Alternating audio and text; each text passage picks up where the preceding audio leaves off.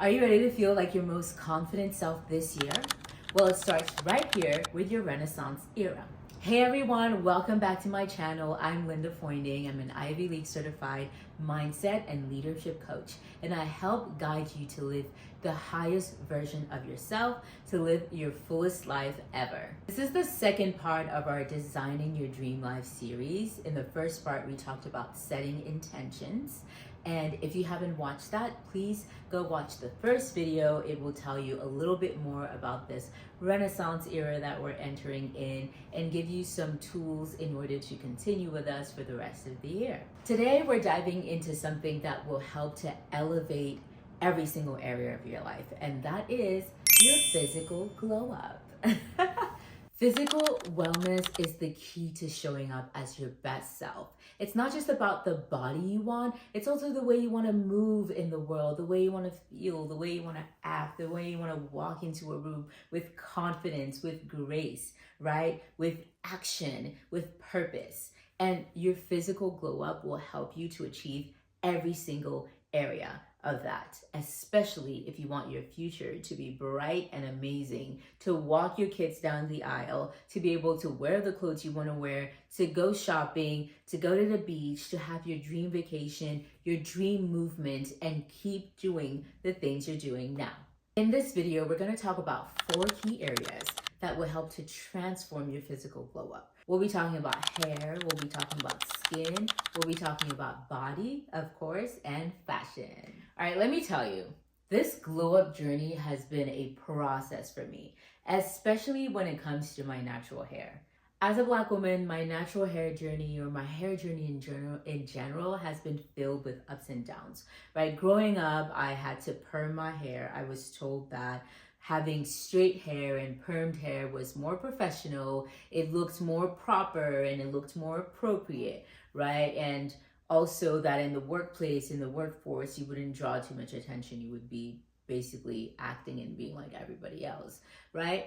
But it wasn't until I started learning more about myself, learning about my African roots, learning more about where I come from, my culture, and taking pride in that, that I started realizing that I did not have to hide behind all of these different hairstyles to hide my beautiful, gorgeous hair that was growing naturally out of my head. So I made the step and I did the big chop, right? And tell me why that journey was so hard, right? Because at the time, this whole natural hair movement hadn't started, right? There weren't really many videos of people with their natural hair, especially with 4C textured hair like mine. And it was mostly, very,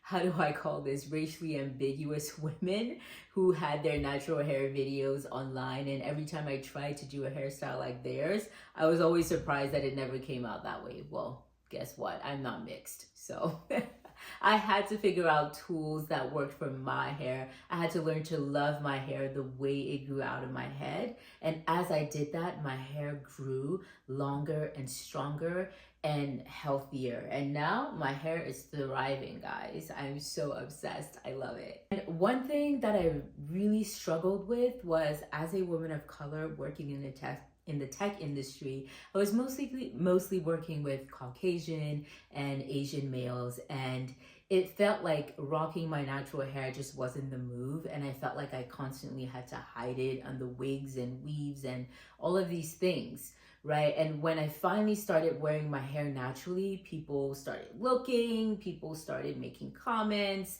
and it was exactly what I was trying to avoid, but I stuck to it. Right? Sometimes I would stare in front of the mirror for 20 minutes before heading to work, trying to make my hair as proper as possible, to make sure it didn't look too big. I didn't look too, I don't know, honestly. And I know that a lot of people out here, whether it is men who have dreadlocks or women who have their natural hair, who are going through this same journey, just know that you're not alone, right? And the best thing that you can do is embrace your hair, learn how to take care of it, learn the ways in which it likes to be, the way it likes to thrive, and find a hairstyle, a signature hairstyle that works for you. That will give you the confidence boost that you need. Trust me.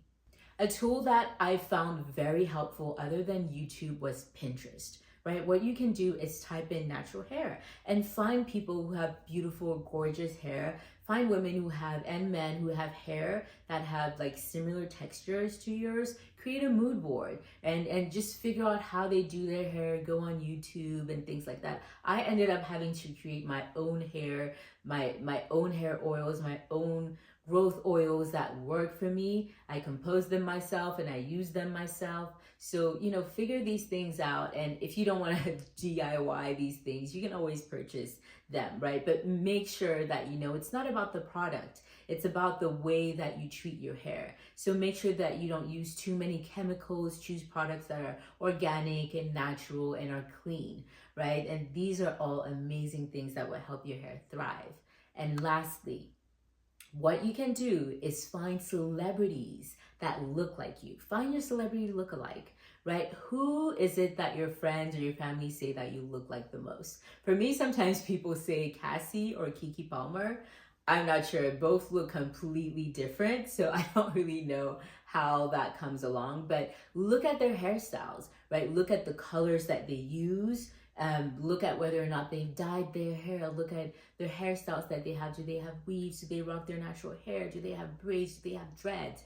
Right? And look at those things, because celebrities spend millions of dollars, right, on stylists, on people that could help them look their best selves.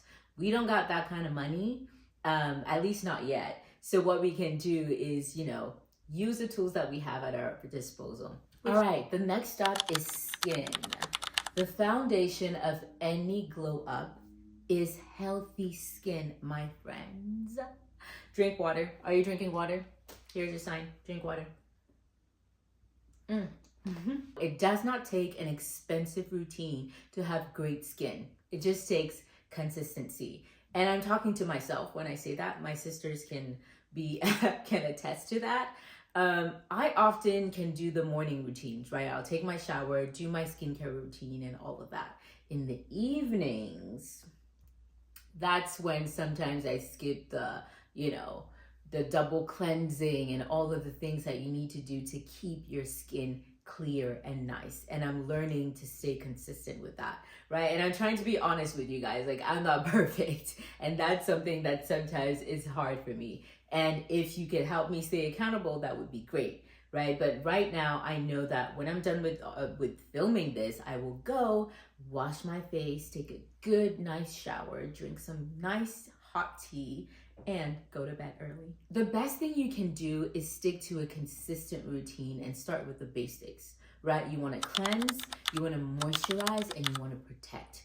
First, you need to identify your skin type. Do you have normal, oily, combination skin? Find the correct cleansers, the good moisturizers for your skin type, and don't forget to put some sunscreen. And remember that it's not only about products, right? Hydration and good sleep are game changers for your skin. Believe me, when I am tired, when I used to sleep at 2 a.m., whether I was working or binge watching TV shows the next morning, my skin would be talking to me. Believe me, it's not just that you lack sleep. No, you'll either break out or you'll have dark under eye circles, all of these little things. Your body keeps the score. There's a book about that. This leads me to talking about nutrition, my favorite part, right? Eating whole foods will help you have glowing skin, have your mind be clear, have your body be clear, right? You need to eat foods that are rich in vitamin A,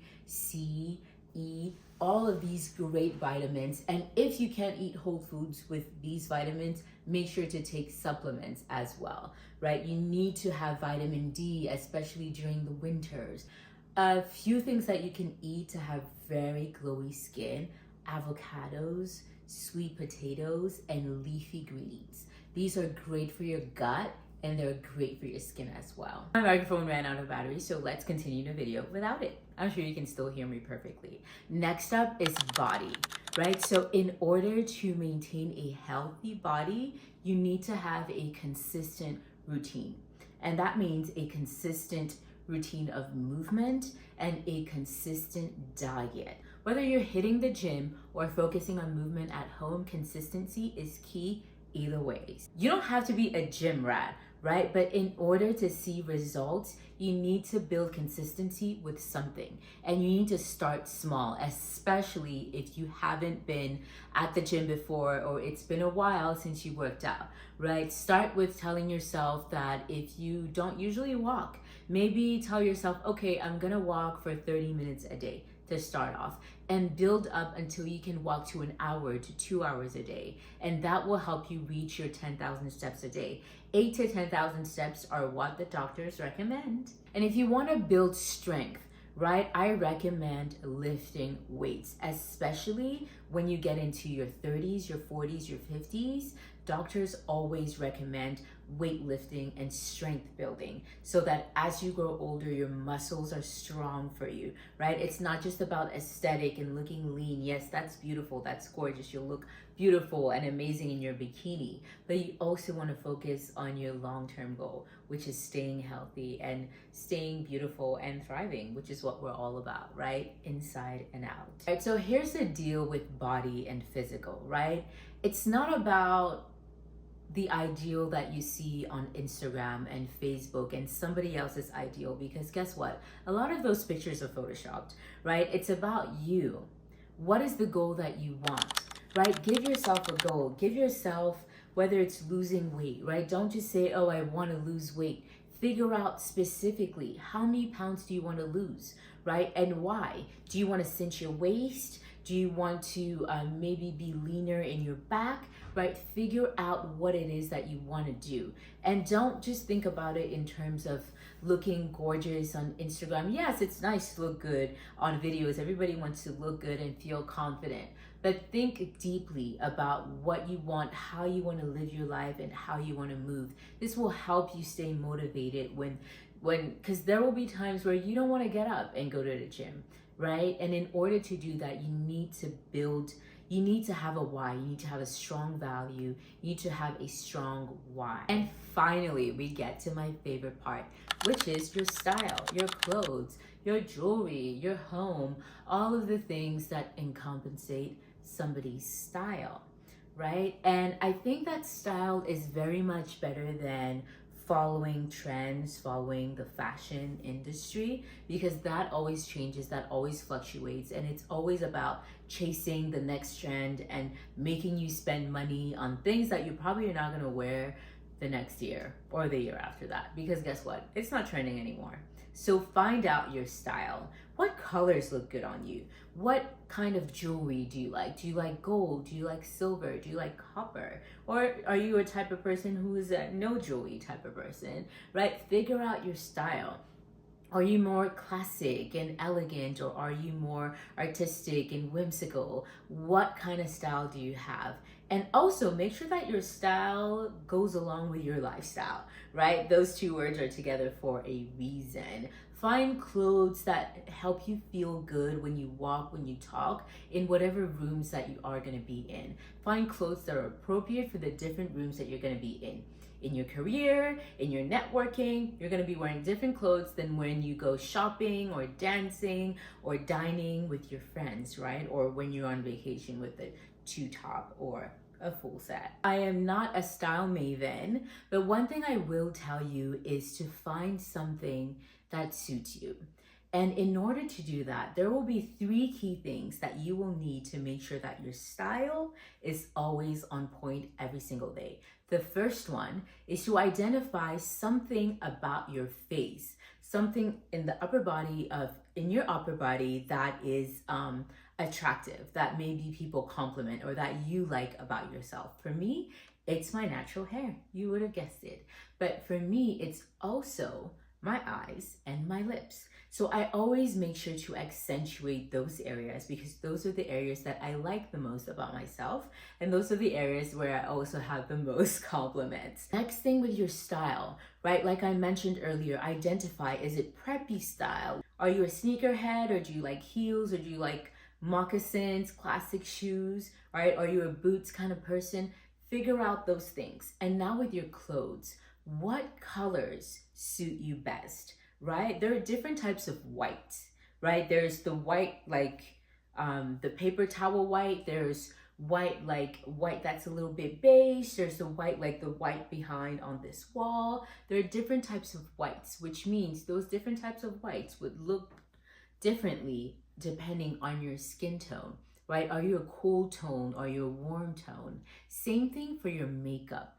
When you choose, it's a little bit when you go and choose a foundation, right? You have to figure out your undertone. Are you a warm undertone, or you're a cooler undertone?